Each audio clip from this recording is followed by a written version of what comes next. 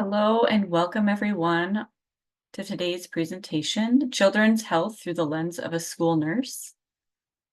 So great to have everyone here today. We will begin. My name is Mary Lizakowski and I'm a Coalition Health Director with Foundation for a Healthy North Dakota. We are a nonprofit organization established in 2022 with a mission to promote health and wellness across North Dakota by working at the community level. We are growing a statewide coalition that will enable local communities to collaborate and work together on common initiatives. And by becoming a member of the coalition, you will be the first to receive information on webinars such as this, access to digital advocacy resources and toolkits, updates on relevant public health information, as well as legislative news. Just to go over some housekeeping things before we begin, webinar attendees will be automatically muted for the presentation. If you do have questions, please put them in the Q&A box. We are recording this presentation and will reserve time in the end to answer any questions that came in also during registration. After the presentation, a link to the recording will be sent out along with an evaluation survey to complete. It is my pleasure to introduce our presenter today, Kate Gartner. She is a former teacher and current school nurse with over 20 years of experience, primarily in pediatric nursing. She enjoys finding creative ways to promote the well-being of children and is always thinking outside the box to ensure their happiness and health. Very happy to have you here, Kate. Let me get my screen up here. Okay. So, like Mary said, I'm Kate Gartner, nationally certified school nurse. Been a school nurse now. This is going into my 8th year of school nursing. And one thing we always, as school nurses, say, and I saw several school nurses on this webinar today, so thanks for being here. It's not just ice packs and Band-Aids. That's a common misconception with school nursing. I'm going to talk about my background, my perception of school nursing, the role of the school nurse, and then just changing times, what we're seeing. Things have changed a lot since I started just 8 years ago in school nursing. So we'll talk about that. So who am I? I asked my son and my husband to help me think of adjectives to describe myself, and I didn't put any of their adjectives in, so I just put the ones that I came up with on my own. I am a lifelong learner, love pediatrics, always desiring to learn more about everything. So I grew up in a small Class B town. We didn't have a school nurse on staff. We had a county health nurse that would come in, mainly do screenings now and then. I think she did the puberty talk. I don't recall them being around the school very much at all. So I really did not have a good firsthand knowledge of what a school nurse does. I started out as a 2nd grade teacher in a different Class B school, no school nurse again. Moved to Bismarck, there was no teaching job, so I went back to school for nursing. Started in inpatient peds and then moved to the pediatric hematology oncology clinic, was a nurse manager in several clinics, went back to peds hemonc. It was my love. I had to use a higher level of thinking. And I did a lot of pediatric walk-in clinic when we didn't have oncology patients. And then one day I saw this position at the school district and jumped in. And fun fact here, one of these little girls in this picture came back. She was my student 2 years in a row, and I ended up precepting her as a nursing student later on, which was really, really kind of fun. She looked at me and was like, "Mrs. Gartner?" So went back to school, nurse manager, peds oncology, loved everything about it. Other than my community health rotation in nursing school, I really had no clue what to expect. We did head lice mask screenings, which we don't even do anymore. Saw a kid here or there that wasn't feeling great. And I started my position 2 weeks before school started, with very minimal orientation. So here's a couple ideas of school nursing that are out there, funny memes. What society thinks I do, Band-Aids. What my mom thinks I do, it's like General Hospital. What students think I do, maybe making sure we got shots. Friends maybe don't understand how busy we really are. What I really do is a lot of paperwork. Students must be healthy to be educated and educated to be healthy. Every student should have a school nurse available to them. So here's kind of a little word cloud of what we actually do. And there's not a lot that we don't do. We're the healthcare professional in the school. We do a lot of wellness education, a lot of staff education, infectious disease management, all sorts of stuff. This is the school nursing practice framework. This is a new framework, new look to our framework from the National Association of School Nurses. And you can see that in the center is always the student. They need to be healthy, safe, and ready to learn. Then we look at the family and the school community, encompassing that. And we look at community, public health, care coordination, quality improvement, leadership, all within our standards of practice. And you can see the school nurse there kind of enveloping everything in her arms. This QR link here is access to that document that shows that framework. School nurses do it all. This is more of a list of those 4 realms that we work in. Care coordination, quality improvement, public health, and leadership. We do a lot. Often we're the only healthcare provider that kids see. And I had no idea how big of a deal that was, because working pediatric walk-in clinic, I saw a lot of kids coming through the doors all the time. The amount of kids in the schools that don't have a care provider at all or never have been to the doctor is staggering. And so we are that medical professional that they see. So what do school nurses do for society? I'm going to run through this really quick. The QR link is the link to this study that was done. The cost benefit for having school nursing services is about $2.20 per dollar that's spent on a school nurse is what is saved. So in Massachusetts, 2009, they put full-time nurses in every school. They spent $79 million doing this. They had a lot of schools, 933 schools. They found that they had reduced doctors' visits. That saves money in healthcare. They kept parents at work, so parents weren't losing wages or time away from their job. And depending on what their job is, other people aren't losing that service. Kept teachers in front of the classroom. The same care provided in the school by the school nurse, if provided outside of the school by the medical community, would have cost around $20 million. Parent productivity losses would have totaled $28.1 million. Teacher productivity losses would have totaled $129.1 million. And for every dollar invested, like I said, the community as a whole saved $2.20. Whoop. Time savings. Principals got back about an hour of their day because they weren't dealing with sick kids and stuff like that. Teachers got about 20 minutes a day back in their day, and clerical staff got 45 minutes a day. I think that's a little low because our secretaries are the ones who deal with the sick kids and the medications and everything when the nurse is not in the building. And so I think the clerical staff probably got a lot of more time back than that.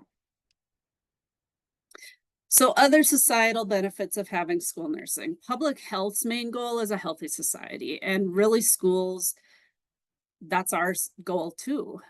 We play an integral part in that. We work hard to ensure high immunization rates. Immunization rates in a community need to be around 95% in order to prevent disease outbreaks. And so we make sure that these kids coming into our schools have their required immunizations so that we don't see and measles make a comeback, polio make a comeback. Nobody's got time for that. And so we work hard with families, try to find what barriers they have to getting their kids immunized and work through that. We also do a lot of disease surveillance, and teaching healthy habits. This QR code is a NASN fact sheet regarding public health and school nursing and how they intersect. So it really takes a village, not only to raise a child, but to keep communities healthy. We work very closely with all the clinics in our community and public health to provide immunization clinics right in our schools. One big barrier to getting immunizations for families is sometimes just getting the time off during the clinic day to get their child to a clinic. And so being able to bring immunization providers to the schools to give those vaccines with parental consent. We don't give even Tylenol without parental consent. So we can't give any vaccines without parental consent, but we work with the parents. Parents can, if they want to come to the school and be there with their kid, that's totally fine. But we bring it to the school. The kid gets their immunizations, they go back to class. It just eliminates barriers such as time and transportation. A lot of our families also don't have transportation. So that's another barrier. So when I first started in the school district, I thought, having worked in pediatric walk-in, I had a good idea, and I helped with well child visits. So I had a good grasp on what was in our community. I was clueless, you guys. I saw the tip of the iceberg. Right now, we're seeing a lot of homelessness. With homelessness comes food insecurity, limited access to healthcare, transportation barriers, communication barriers.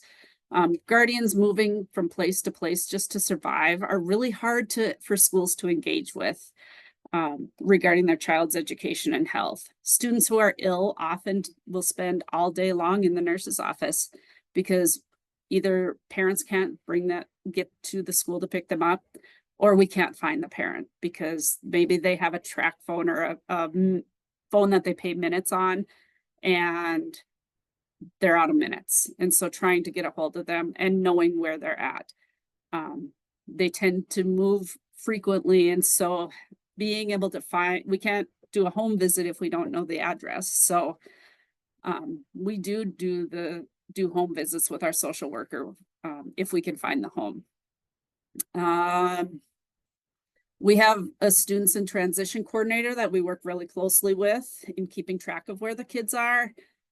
School is their constant. It's where they're going to have food. They don't have to worry about food insecurity when they're in school. And we usually average around 380 students a year identified as homeless in our district. We're one of the biggest districts in the state, around 14,000 students. And we actually had an additional 100 students last year that were identified as homeless. So almost 500.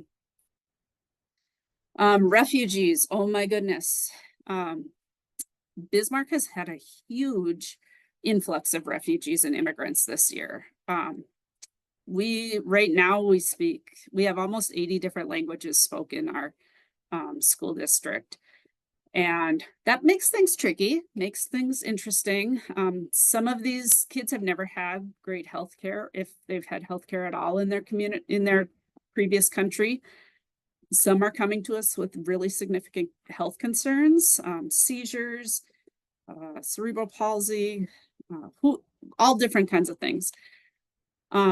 So helping them establish care, finding a primary care provider, and getting in, sometimes we have emergent needs where they're going to run out of their daily seizure medication within the month, and they can't wait 3 months for Medicaid to get their paperwork taken care of.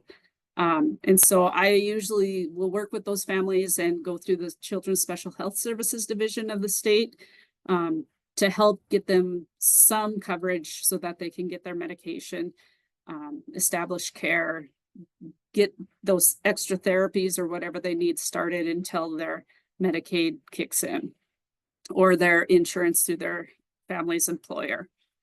A lot of these kids also have some PTSD depending on where they're coming from. children from the Ukraine, where there's been a lot of bombing and fighting.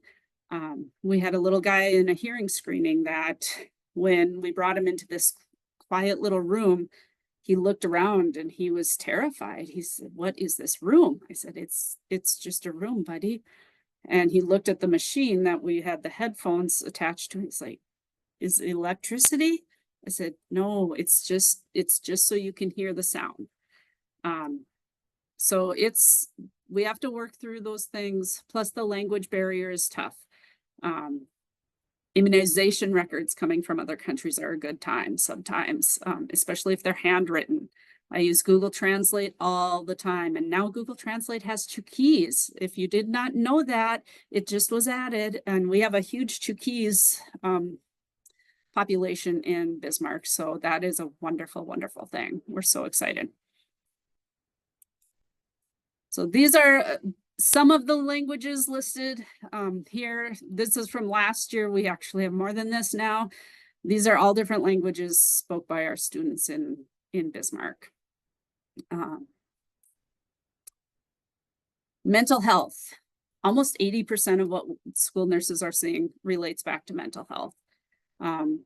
A lot of our continuing education that we do with the school nurses relates to mental health because it is such a huge deal.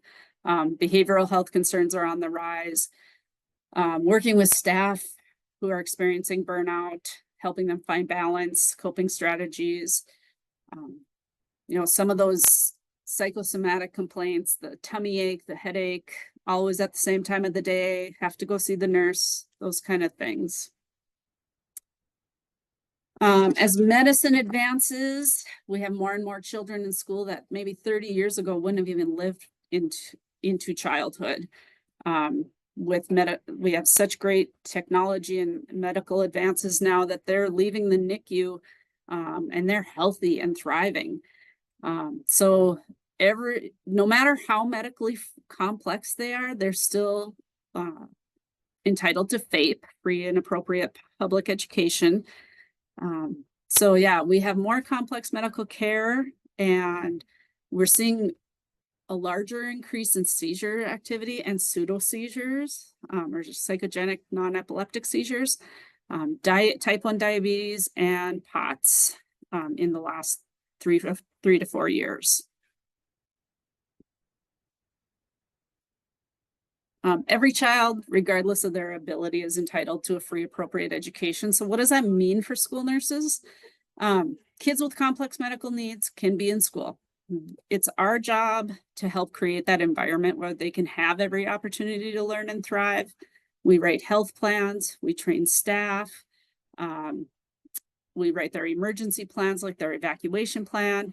Any medical procedures that can be taught to parents to provide at home is taught to school staff. We train UAPs, or unlicensed assisted personnel, who are registered with the Board of Nursing to perform those tasks at school. Our most common ones are diabetic cares, urinary catheterizations, G-tube feeds, suctioning, any of those. We do a lot of screenings. We do oral health screenings, we do vision screenings, we do hearing screenings. Simple screening alone is not enough. We have to follow up on those. Since initiating oral health screenings in the elementary schools and following up with all referrals, we have overbooked the care mobile, the Ronald McDonald Care Mobile, more often than not. But we have dropped our dental carry rate down from 80% to about 20%. Because we are getting these kids in, they're getting the care they need, and they're finding a dental home. And we do the same thing with hearing and vision. If we do a vision screen on a child and they need glasses, or they need to at least be seen, and parents aren't taking them in, because funny thing is, if it's not affecting you, you don't understand how much it's affecting the students. So sometimes the parents don't realize how bad their children can't see, and you can't learn when you can't see. Makes it a lot harder if you don't have corrective lenses or at least other accommodations in place. And so we do the same thing with vision, hearing. We identify the barriers to them being seen. If they don't have vision insurance, which there are several that don't, or dental insurance, we work with them. We have different programs that we can use to get them an eye appointment, get that initial exam done. And if they need glasses and can't afford it, we also have programs for that. So we want kids to be ready to learn, and you can't learn as easily if you can't see or hear.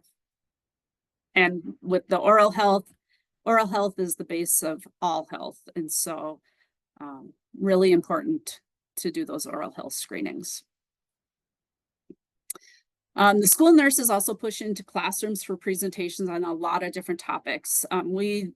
We do education on hand washing, heart health, nutrition, healthy sleep habits, bike safety, hygiene, playground safety, the dangers of energy drinks. That's been a hot topic in the last few years. We've had several students end up in the ER because they've had 6 monsters before third period, and they put themselves into SVT, or supraventricular tachycardia. So many healthy relationships is another one that we will talk about. And of course, puberty, all that fun stuff. So substance use is a whole nother thing. With substance use comes mental health concerns. The Youth Risk Behavior Survey is what the QR code is there. If you want to see trends from the last 10 years, it shows a decrease in substance use in youth, but trends are still really high, comparatively speaking. And it was also done in 2021, which we know we were just kind of coming back from COVID, transitioning back to school. So I don't know that it's the most accurate survey that they've done. And of course, it's self-reported. So kids only report what they want, and some maybe don't even do it. It does have a kind of a low number of respondents also. With the introduction of e-cigs as a method of quitting smoking, for every 1 person that quit, 80 people started, including a lot of teens. And high nicotine concentration is causing a lot of addiction in our kids. They've also started using THC vapes. Nicotine in the teen brain don't mix well. We have started a tobacco treatment cessation, or a nicotine dependence cessation program in our secondary schools. And we'll pop into the elementary schools as well. We have had kindergartners and first graders caught on the playground with vapes that they took out of mom and dad's belongings and brought to school and shared. It's always great. And it's surprising how much they know about them. So we wanted to eliminate transportation barriers, time barriers, the kids that don't have a car, or they want to quit, but they don't want to tell mom and dad that they're vaping, and they want to quit, and they're over 14. So it's okay for them to seek out that addiction counseling without parental consent, but they don't drive, and they have practice after school. And so we meet with them during the school day, right in the school, when it's convenient for them, whether that's over their lunch hour, they can bring their lunch down to us and visit with us during lunchtime or whatever. And so we meet with them. If they get caught with a vape, they also have the option of meeting with us to avoid a citation. And so we're trying to eliminate barriers so that they can have the best chance at being healthy. Those that are caught often don't quit. They are just doing it to get out of the citation, but at least we've planted the seeds of what this is doing to your body. With vaping, whether it's nicotine, marijuana, whatever, the most common thread that we see is that they also have anxiety or depression. And so if we can get them off that and then help them find a provider to work with them on that anxiety and depression, whether it's just counseling, whether they need medication, we work with them with that also. Attendance. This QR link is a link to a report about school nurses and the importance of school nurses when it comes to chronic attendance issues, chronic absenteeism. Chronic absenteeism is when the student misses 10% of the school year. Chronic absenteeism, it has been identified as the start of the prison pipeline. Kids who don't go to school often struggle to graduate. They're more likely to continue missing school, have lower academic performance. We can provide health education, preventative services, links to community programs, nutrition support, case management, physical activity programs to support the students that they are able to be in school. Sometimes they just need different accommodations so that they feel like they can be there and they don't need to miss school. We did do a loose study one year in our schools, and we found that when the school nurse is out of the building, students get sent home 20% more often than when the school nurse is in the building. Because the secretaries aren't able to identify if this kid should stay at school or not. They're not going to put that on themselves to make that call. They don't do the assessments. And so when the school nurse is in the building, kids stay in school more often than not. So my top 10 list of things I wish people knew about school nursing. School nurses are not a lesser nurse than any other nurse. I've done a lot in my nursing career. Inpatient, peds ICU, acute care, peds oncology. I never needed a more well-rounded knowledge base than I have as a school nurse. We have a lot of autonomy as a school nurse. We're the only healthcare provider in the building. And so you're kind of on your own with the exception of your fellow school nurses, if you're lucky enough. We have physician standing orders that we work under. We're not just willy-nilly doing our own thing. And we also have a lot of state and federal mandates. So we have North Dakota Century Code that we have to follow. We do need to get certain forms signed by providers in order for kids to self-carry. That's a North Dakota state mandate. So there's a lot of rules and regs to what we do. Like I said, we aren't just doing whatever we want. We develop great assessment skills. We are looking in ears, looking in throats, listening to lungs. We assess everything. We have a good grasp on what's needed urgently, what can wait till after school, all that stuff. So we do have pretty good assessment skills. Rashes are always a fun one, but we're getting better with rashes. Rashes are always a good time. We see mental health issues almost, if not more frequently than physical ailments. We can almost always tell when kids are faking. And so if nothing is emergent, we will send them back to class. And some teachers are very quick to send kids to the school nurse. We do educate the teachers on what should be sent, what you can try in your classroom before sending kids to the nurse, because we want kids in the classroom learning. That's our goal. And so we really try and do our best to keep kids in the class. But there are teachers that want nothing to do with anything medical, and they just send them to the school nurse. We love getting in the classroom. We love teaching students. We like teaching staff. We teach everything, like I said, from hand washing to healthy relationships. And kids enjoy having a different face in front of them other than their teacher. We can't give students anything without parental or guardian consent, and this includes vaccines. I get calls all the time about, I just know you're going to do a mass vaccination clinic in the gym one day. And it's like, no, I can't even give your kid a Tylenol if they aren't feeling good without consent from you. So, yeah, that goes back to those rules and regs that we have to follow too.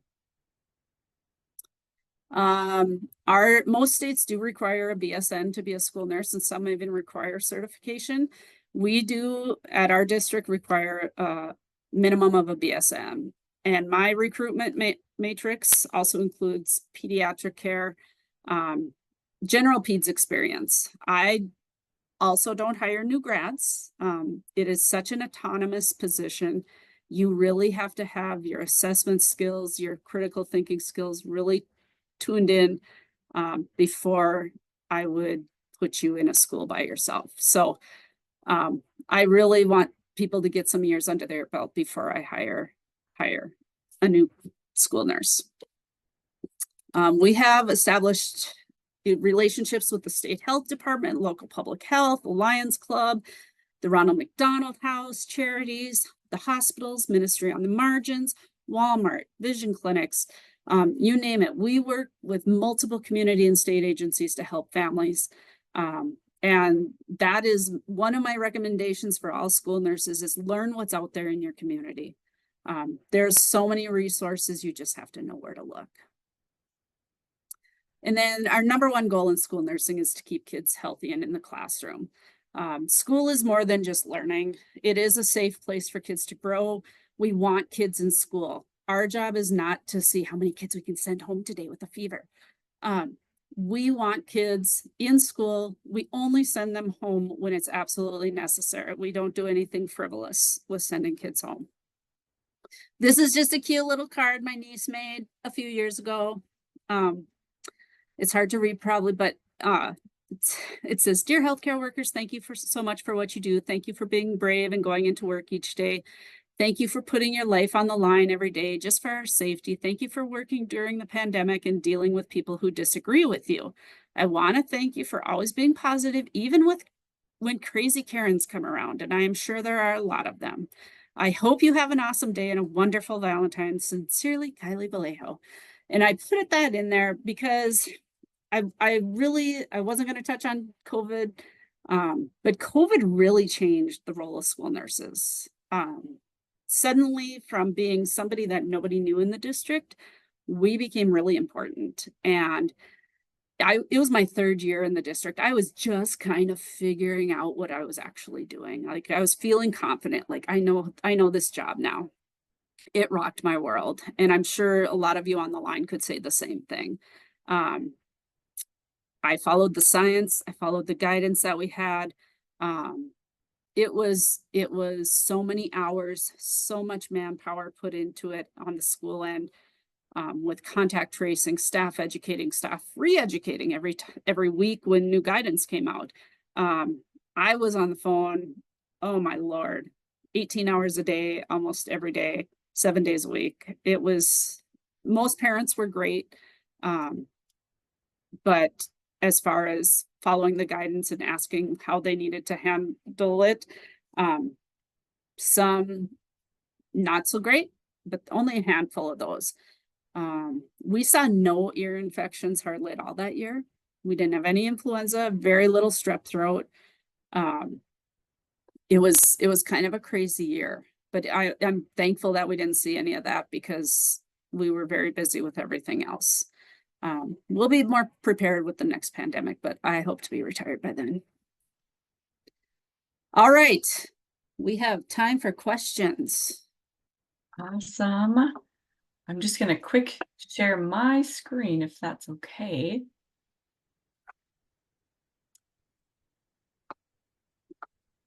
All right, yes, we will move into questions. We have a few that have come in.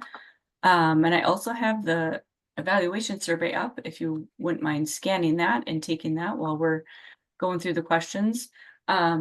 So there's one that came in and it is, how can my family help the children who are identified as homeless? And what are effective ways my child and I can support those youth? So I would,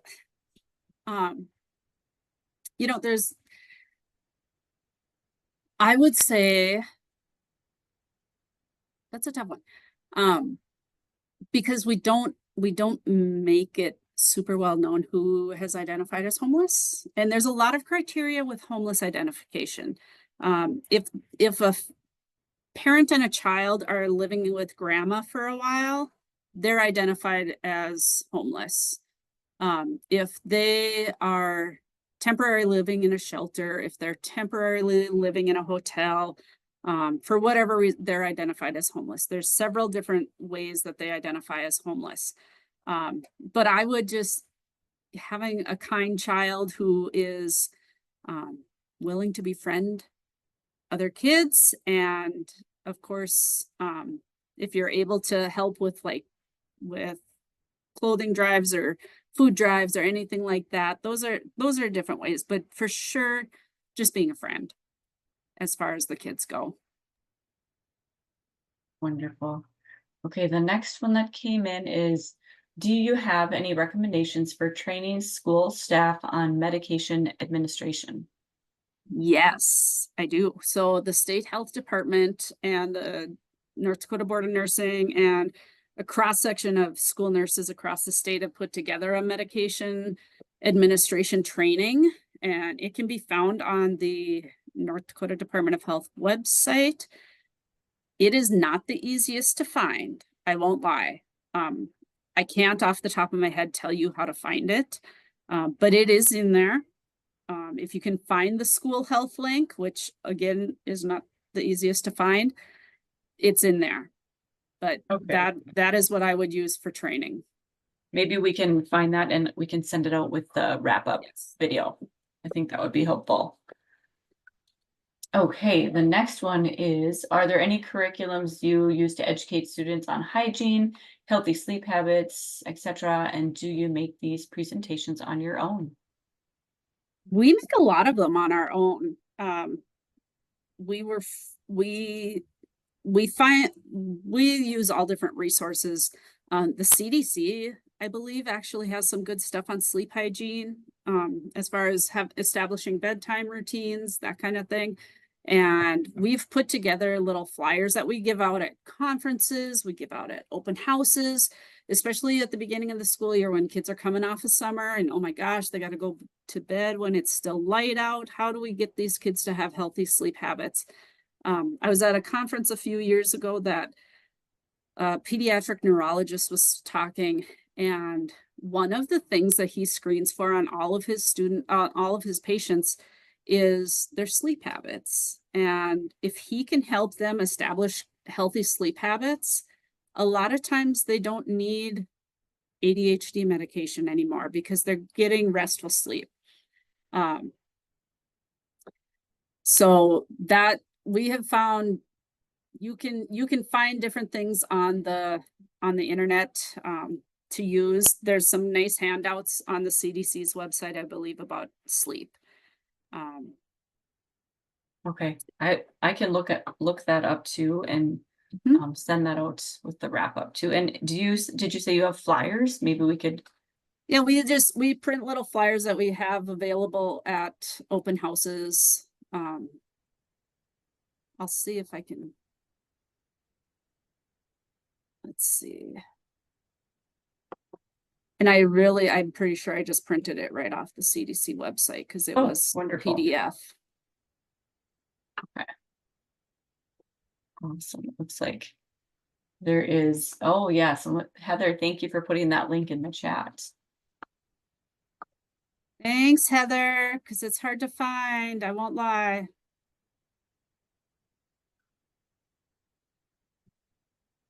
Oh, awesome.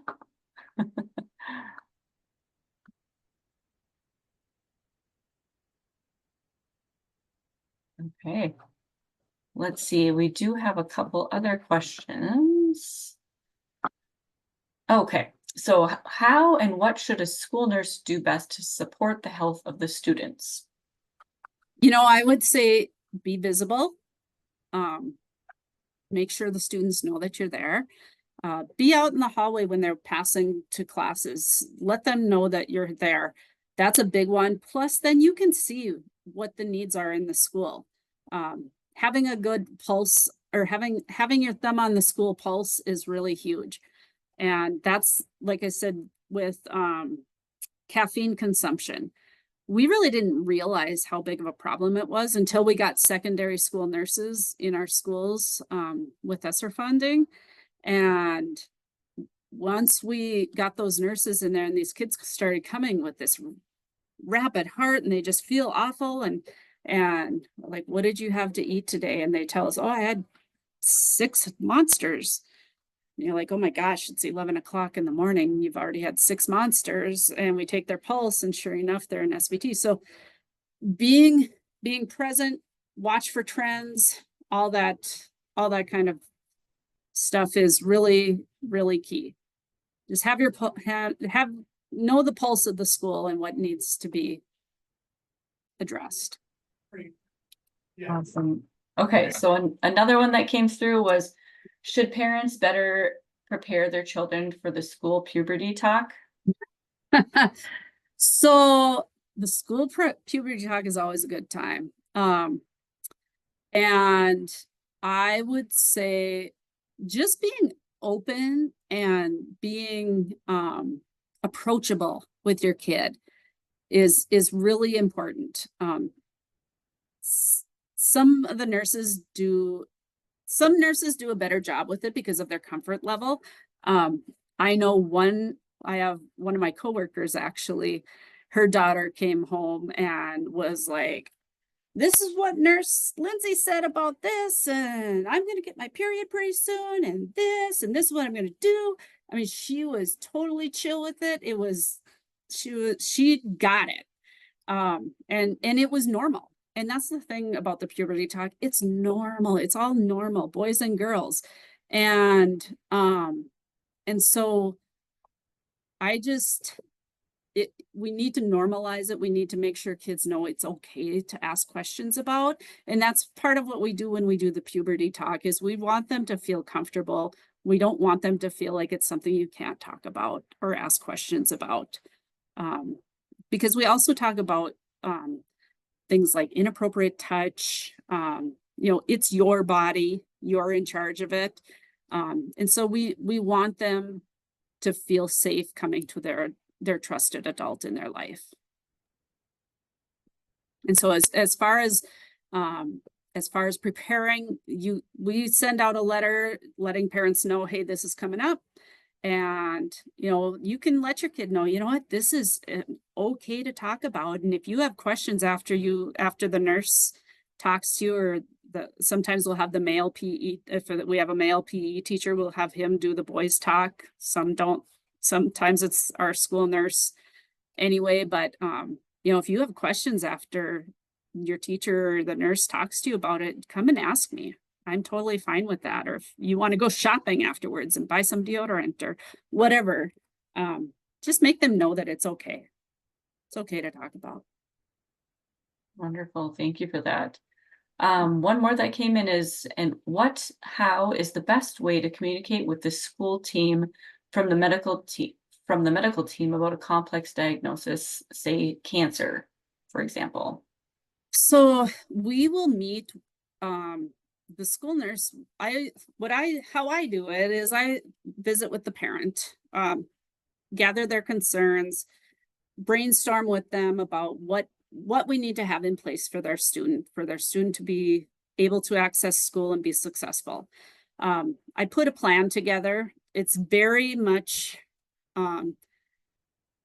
ready for teachers to read, not super technical. Just, this is what you need to know. This is what you need to watch for. These are accommodations that we need to make. And then after I put that together, I meet with those teachers and say, hey, this student is coming. This is their diagnosis. This is what's going on. Let me know if you have questions. Read through this. Let me know if you have questions. Teachers are busy. I'm busy. Everybody's busy in life. But I never ever have problem answering questions if teachers want more clarification. And sometimes the teachers want to get a little too deep in the weeds with things. And so I try and just back them up and say, this is what you need to be worried about. They're going to be fine. This is what you need to watch for. And so just having those one-on-one conversations in the middle schools where they have teams, we bring the whole team together. They always have team time where the team is meeting anyway. And so we bring that whole team together and go through what the needs of the student are as well. Answer any questions that they have right then. Okay. Moving on to the next one. So we have a comment. I have 7 schools and am the only school nurse in the district. I found myself spread thin and not sure how and how much time to spend in each school. Do you have any advice on how best to spend my time when in each school? So oh my gosh. Um, I can empathize with that because our school nurses this year, we lost 3 FTEs of school nurses. Um, we're the biggest district in the state, you guys. We have 26 buildings um, that are regularly housing students, and we have 7.4 FTEs of nurses. So we're spread thin as well. I get it. But with 7 buildings, I would prioritize, you know, if you're making out a schedule, what schools need you the most? Look at your acuity in each school. And that's how I kind of do my staffing plans.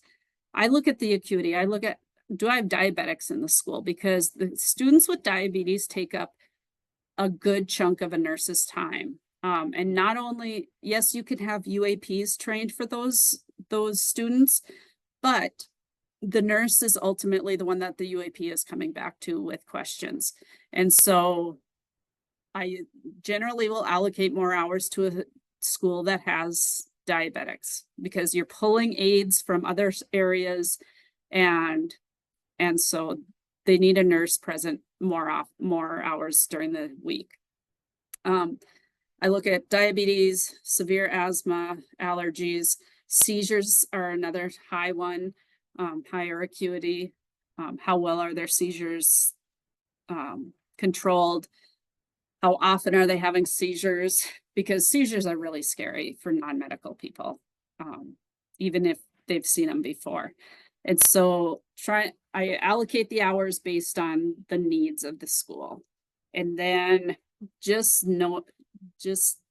being present, work on, you know, at the beginning of the year, I would say making sure that you've got the paperwork that you need, the medication authorizations, immunization records, that kind of thing.